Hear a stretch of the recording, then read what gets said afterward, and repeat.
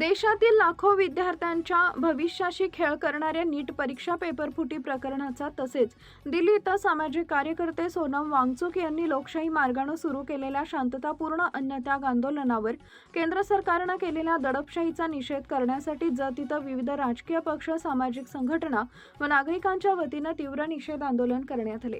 या आंदोलनात विद्यार्थी, युवक, विविध सामाजिक संघटनांचे प्रतिनिधी आणि नागरिक मोठ्या संख्येने सहभागी झाले होते। यावेळी मागण्यांचे निवेदन प्रांताधिकारी अजय कुमार नष्टे यांनी स्वीकारले।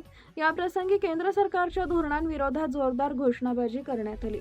लोकशाहीची गळचेपी बंद करा, विद्यार्थ्यांच्या भविष्याशी खेळ करणाऱ्यांना शिक्षा झालीच पाहिजे, पेपर फुटीतील दोषींना अटक करा, संविधानाचा सन्मान करा, हुकुमशाही नाही चालणार अशा घोषणांनी परिसर दणाणून गेला। निवेदनात म्हटलंय की नीट परीक्षा पेपरफुटी प्रकरणी विद्यार्थ्यांच्या भविष्याशी खेळ करणाऱ्या पेपरफुटी रॅकेटचा कायमस्वरूपी बंदोबस्त करावा। सामाजिक कार्यकर्ते सोनम वांगचुक यांनी सुरू केलेल्या शांततापूर्ण आंदोलनावरील सर्व प्रकरणाची दडपशाही तात्काळ थांबवून त्यांना संविधानाने दिलेल्या आंदोलनाच्या अधिकारांचा सन्मान करावा।